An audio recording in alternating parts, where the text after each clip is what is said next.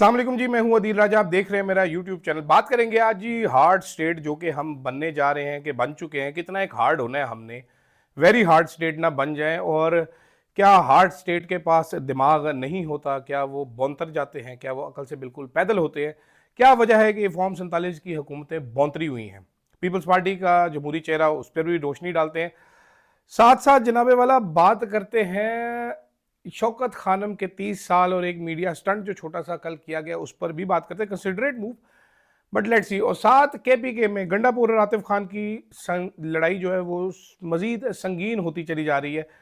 ज़रा केपीके से भी ये खबर देते हैं आपको, कुछ मुस्तनद किस्म की खबर, कुछ डॉक्यूमेंट्स भी आपको पढ़ाते हैं कि इसमें क्या क्या लिखा हुआ है। अच्छा जनाबे वाला, अब हमने आर्मी चीफ साहब ने फरमाया था कि हम कब तक सॉफ्ट स्टेट बने रहेंगे, हमने हार्ड स्टेट बनना है। अभी तक मुझे समझ नहीं आया कि व्हाट इज़ हार्ड स्टेट और हमने कैसे बनना है। But we are a stupid state, इसमें कोई शक नहीं है। और आर्मी चीफ की कोशिशें मुझे लग रही है बिल्कुल सही है। स्टूपिड स्टेट के अलावा कोई स्टेट बन जाए आप तो बेहतर है। अब मालूम नहीं वो क्या हार्ड स्टेट होती है जिसका उन्होंने ख्वाब देखा है। लेकिन जनाबे वाला, हमारी स्टेट का रियासत ने दूसरी बार गोली चलाई है पाकिस्तानियों पर। 26 नवंबर 2024 को तरीके इंसाफ पर गोली चलाई गई थी, बंदे मारे गए थे। कल बलोच यकजहती कमेटी वालों पर गोली चलाई गई है कोयटा में। एक 12 साल के मासूम बच्चे को सीने में गोली लगी हुई थी। तस्वीर मैंने देखी, इंतहाई कर्बनाक मंजर था। उसके बाद सुबह 5:30 बजे उनकी लाशें चुरा कर ले गए। ये हार्ड स्टेट थोड़ी होती है, ये बेवकूफ़ स्टेट होती है जनाब। और इस जैसी बेवकूफ़ स्टेट मैंने ज़िंदगी में कोई नहीं देखी, जो कि 4 सूबों में अपने लोगों को एलियनेट कर रही है। जो भी पाकिस्तान की धरती पर बैठता है एहतजाज के लिए किसी भी जगह पर, वो पाकिस्तान का शनाख्ती कार्ड रखता है। आप मालूम नहीं किस तरीके से ये पुलिस वाले, ये हुकूमतें अब्बे बने हुए हैं कि कोई बंदा यहाँ पर एहतजाज नहीं कर सकता, कोई आवाज़ नहीं बुलंद कर सकता, कोई बात नहीं कर सकता। कन्फ्यूजिंग भी है और स्टूपिड भी है। मैं बार बार लफ्ज़ स्टूपिड इस्तेमाल कर रहा हूँ। ये बिल्कुल स्टूपिड मूव है। वो लोग बैठे हुए हैं, उनसे बात की जा सकती है, साइड पे किया जा सकता है, तरीके से डील किया जा सकता है। There are so many ways to deal with such people. पीछे कोई एक बेवकूफ़ बैठा होगा जिसने कहा होगा गोली मार दो, फायर कर दें, जी नहीं उठते तो फायर कर दिया गया होगा। पुलिस वालों के हाथ खुल चुके हैं, इदारों के हाथ खुल चुके हैं अपने लोगों को मारने पर। कोई बहुत ही बेवकूफ़ होगा जिसको नहीं मालूम कि इस सब का अंजाम क्या होगा। मैंने 1-2 दिन पहले वीलॉग किया था, मैं लिंक्स डाल दूंगा उसके, जिसमें मैं यही बात कर रहा था। बल्कि कल रात को मैंने जो इमरान खान की सिचुएशन पे वीलॉग किया था, उसमें भी मैंने यही बात की थी कि बिल आखिर अवाम को मामलात अपने हाथ में लेने पड़ेंगे। अब जनाबे वाला, ये कल क्या मैं आपको बताता हूँ। पुरअमन में ज़ायरीन थे। अब ये सारी जो खबरें आ रही हैं, अब तो खैर नटी बंद है वहाँ से, पाकिस्तानी मीडिया तो खबरें भी नहीं कर रहा ना, सोशल मीडिया से आ रही है। सिक्योरिटी फोर्सेज ने मुबैना तौर पर फायरिंग की, मुतअद्दद अफराद जख्मी और कुछ शहीद हुए। 22 मार्च सुबह 5:30 पर पुलिस ने धरने पर हमला किया, ज़बरदस्ती लाशें तहवील में ले ली। वो लाशों का अगवा करें पुलिस वाले, ये किस लिए किया जा रहा है? ये गायब कर देंगे। अब बलोचिस्तान है, कोई क्या कर सकता है? ये वही काम किया जो 26 नवंबर का किया, और मुजाहिरीन गिरफ्तार किया है। वजह क्या बनी? यहाँ पर काल इलियास समेत चंद लोगों की जबरी गुमशुदगी के खिलाफ एहतजाज हुआ। और ये लोग कह रहे थे जो गुमनाम लाशें हैं इनकी हमें शनाख्त करवाई जाए। ठीक है, तो ये डिमांड जो थी उसके जवाब में इनको मजीद लाशें दे दी गई। Media reporting, main stream media में कोई कवरेज नहीं, सोशल मीडिया पर कवरेज है। मारंग बलोच को 22 मार्च की सुबह कोयटा से पुलिस ने दीगर साथियों के हमरा गिरफ्तार कर लिया। यहां तक इतला, इसके आगे वो नामालूम मुकाम पर मौजूद है। ठीक है, अब हालिया वाकयात, जनाब बलोच रहनुमा क्या कह रहे हैं? अब बलोच रहनुमा कह रहे हैं कि जनाब ये रियासती दहशत गर्दी है, शटर डाउन का ऐलान किया है। सम्मी दीन बलोच ने ख़वातीन और बच्चों पर तशद्दुद की मजम्मत की है, ये जुल्म की इंतहा है उनका कहना था। और आलमी बरादरी से मुदाखलत की अपील है। ये जो फैक्ट्स हैं जो मैं इकट्ठे कर सका हूँ, ये सिर्फ वही फैक्ट्स हैं, इसके अलावा कोई चीज़ नहीं है इंडिपेंडेंटली मेरे पास वेरीफाई करने के लिए। तो नाजरीन, ये हाल है, ये हमारी हार्ड स्टेट है। समझ रहे हैं आप? ये हम अब हार्ड स्टेट बन रहे हैं, ये बन चुके हैं, अल्लाह बेहतर जानता है। लेकिन ये हमारे हालात है। दूसरी तरफ पीपल्स पार्टी की हुकूमत है बलूचिस्तान में। बाय द वे मैं आपको ये बताना चाहता हूँ कि जो सरफराज बुगटी साहब हैं वो पीपल्स पार्टी की जानिब से सीएम है। जो हाल जानने वाले वो कहते हैं काउंसलर लेवल के बंदे को जब आपने सीएम बनाया है और एक यूनियन काउंसिल जो ना जीत सका और मार काकड़ उसको आप केयर टेकर प्राइम मिनिस्टर बनाएंगे तो हालात यही होंगे, इसी किस्म के हालात होंगे। पीपल्स पार्टी इंसानी हकूक और लिबरेशन और लिबरल इज़म के बारे में बड़े भाषण देती थी, तो वो अब एक साहब है मेरे दोस्त हैं, आपको पता है, जो अक्सर सुबह सुबह फ़ोन करके मुझे गालियाँ निकालते हैं, शदीद बदतमीज़ियाँ मेरे साथ करते हैं। आज सुबह मेरी जब उनसे बात हो रही थी तो मैंने कहा यार पीपल्स पार्टी तो बड़ी, अपनी तरफ से मैंने बात की, मैंने कहा जी पीपल्स पार्टी तो बड़ी वो एहतजाज के हक में और इंसानी हकूक के हक में है। उन्होंने आगे से मेरी फिर बेइज्जती कर दी। उन्होंने कहा यार तू पागल शागल तो नहीं है राजा। उन्होंने कहा जी पीपल्स पार्टी अपनी आखिरी डील जी रही है, जरदारी साहब ने जो बनाई है कि जी मेरा बेटा किसी तरीके से वज़ीर आज़म बन जाए, पीपल्स पार्टी कुछ नहीं कर सकती। ये उनका बोलना था कि पीपल्स पार्टी कुछ नहीं कर सकती, बिलावल कुछ नहीं कर सकता।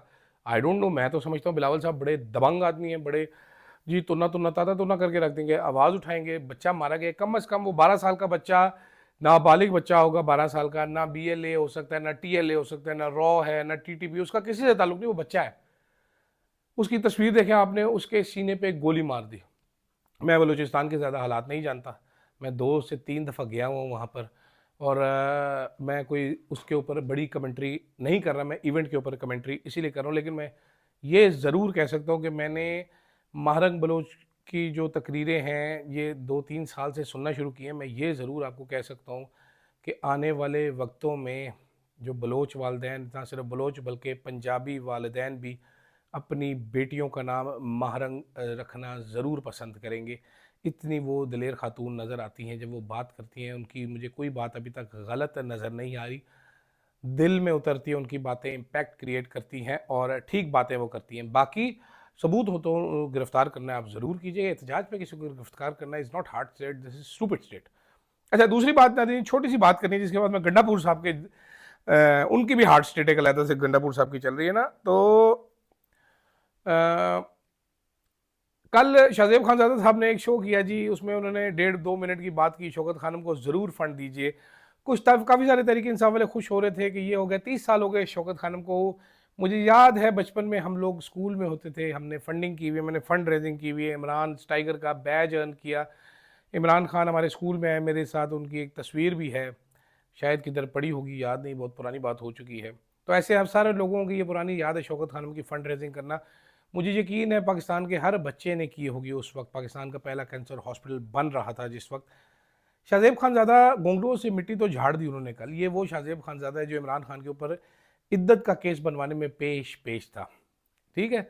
ये खावर मानिका को बिठा के इंटरव्यू किया, उसके बाद इद्दत का केस इसी शाहजेब खानज़ादा ने बनाया। मैं सिर्फ बार बार इसलिए याद कराता हूँ कि लोग भूले ना इसके घटिया किरदार को, बिल्कुल मत भूलें ऐसे लोगों के घटिया किरदार को। ये जो 1.5 मिनट का शौकत खानम की तारीफ़ करके और जो 1.5 घंटे का शो खड़काया था, इद्दत का केस बनवाया था अपने मामे खावर मानिका को बिठाकर, ऐसे लोगों को भूलिए मत। अच्छा जी, आखिर में एक 2 मिनट में आपको बताता हूँ गंडापुर साहब का जलाल।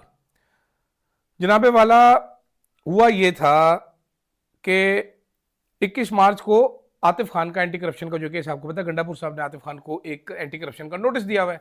गंडापुर साहब ना माने लेकिन सबको हकीकत पता है। तो एडिशनल एडवोकेट जनरल और आतिफ खान के वकील ने राजीनामा कर लिया, जिसकी बुनियाद पर उन्हें समाअत मुलतवी करवा दी, ठीक है। अब क्या हुआ जी, वो एडिशनल एडवोकेट जनरल थे नौरोज खान, उन्होंने और आतिफ खान के वकील ने मिलकर राजीनामा किया, जज को कहा समाअत मुलतवी करते, समाअत मुलतवी होगी। उसके बाद जनाब अब एडिशनल अब एडवोकेट जनरल जो है KPK उन्होंने एक एक्सप्लेनेशन लेटर भेजा है इन नौरोज साहब को।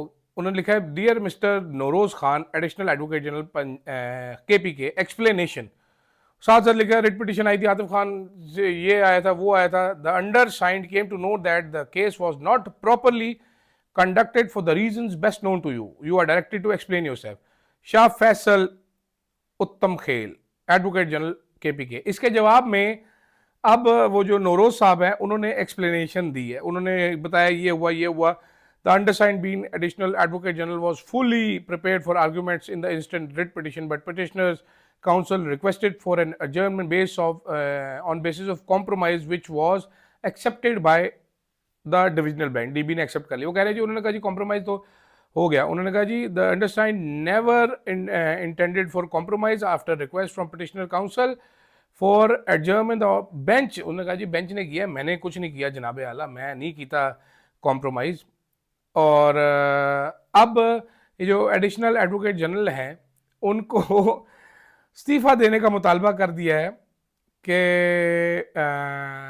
आपने गलत बयानी की है, और अगर आपने गलत बयानी नहीं भी की तो अदालत से फिर हुक्मनामा ठीक करवाने की कोशिश क्यों नहीं की। अच्छा, आतिफ खान साहब की और गंडापुर साहब की लड़ाई है, पुरानी है, मुझे मालूम है। आतिफ खान साहब खैर अल्लाह के हुक्म से उनकी हर एक के साथ लड़ाई रही है। वो एक ऐसे वो क्या कहते हैं शेर शाह सूरी हैं केपीके के। जब परवेज़ खटक वज़ीर आला बना था तो उसकी परवेज़ खटक के साथ लड़ाई थी। जब महमूद खान बना था तो आतिफ खान की महमूद खान के साथ लड़ाई। अभी गंडापुर बना है तो आतिफ खान की इससे साथ भी लड़ाई है।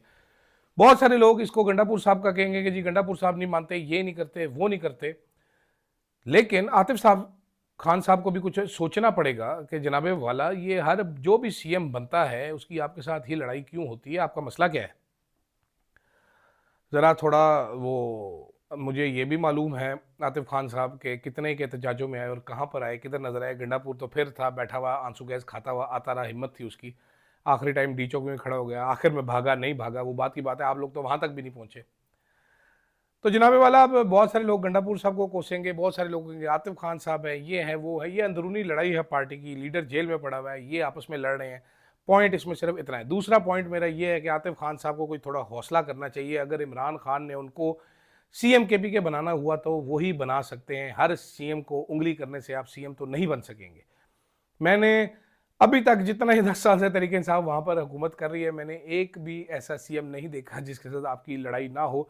मुझे, मेरी जिस तरह मुझे लगता है ना कि बचपन से मैं बड़ा आदमी बनना चाहता था, तो मुझे लगता है आतिफ खान साहब को भी बचपन से ही जो है ना वो ख्वाब था कि मैं एक दफ़ा चीफ मिनिस्टर केपी के बनूंगा। तो मेरा उनको मशवरा है कि ज़रा थोड़ा हौसला करें। कोई बात नहीं, हौसला करें। फिलहाल के लिए नाजरीन इतना ही। आप भी इंतज़ार कीजिए, मैं भी इंतज़ार करता हूँ कि कब हम फुली तरीके से हार्ट स्टेट बनते हैं। फिलहाल के लिए इतना, इजाज़त दीजिएगा। अल्लाह हाफिज़।